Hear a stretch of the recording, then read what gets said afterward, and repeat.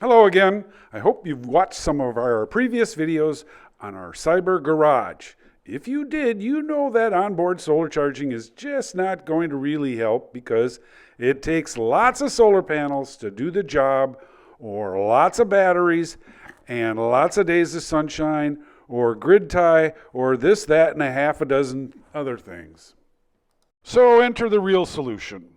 Put lots of panels on this specially designed solar cyber garage. I think the first thing you're going to notice is that the roof is designed to emulate the shape of the Cybertruck. It's a 60-40 split, with the 40 side south in northern climates and 60 side south in southern climates. Plenty of room for between 5 to 15 kilowatts of solar panel power. On a sunny day, what are you going to do with that 5 to 15 kilowatts of power? You're going to put it into a battery, most likely a Tesla Powerwall battery. And another way you could store it is you could put it right into your car, especially if it's a Leaf, because a Leaf has a special CHAdeMO connector and a battery that works two ways.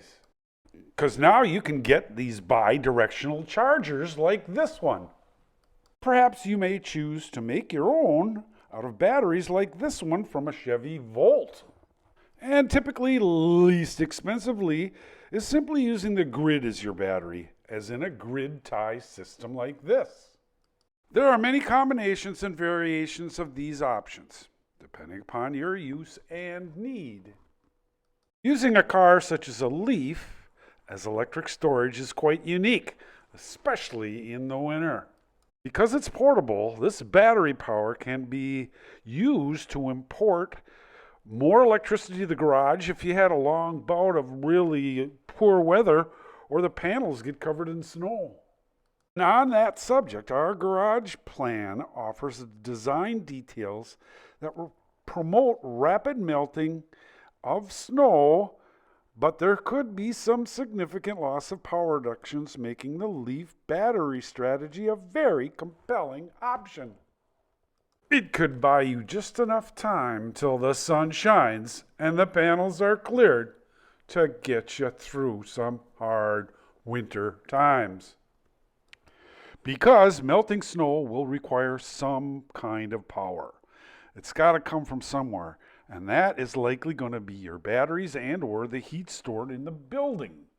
If there is a sunny day after a snowfall, which there typically is in Wisconsin, it's a good idea to clear as much as possible, as fast as possible. The panels themselves will warm up in the sun, but chunks will still block some areas of the panel, reducing electricity.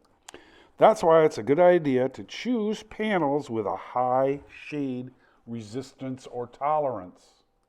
Another feature that we feel important that's designed into our Cyber Garage plan is a rainwater harvesting system.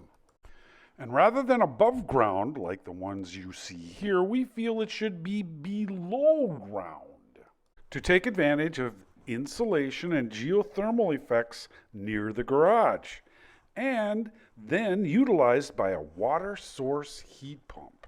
This DC energized water source heat pump would be powered directly with the solar electric panels.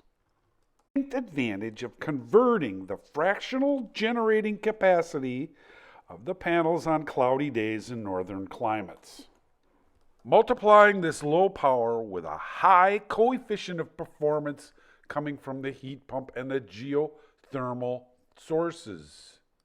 Okay, I know this sounds complicated, but it's all coming together into what we call a solar heat pump module, which we're working on and we should have developed for use by everyone in midsummer.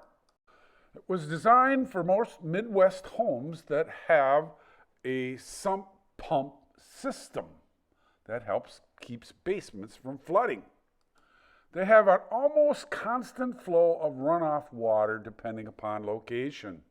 By extracting geothermal heat from the earth that surrounds the building with rainwater and snow melt runoff, we can capture heating and cooling and store it for later use.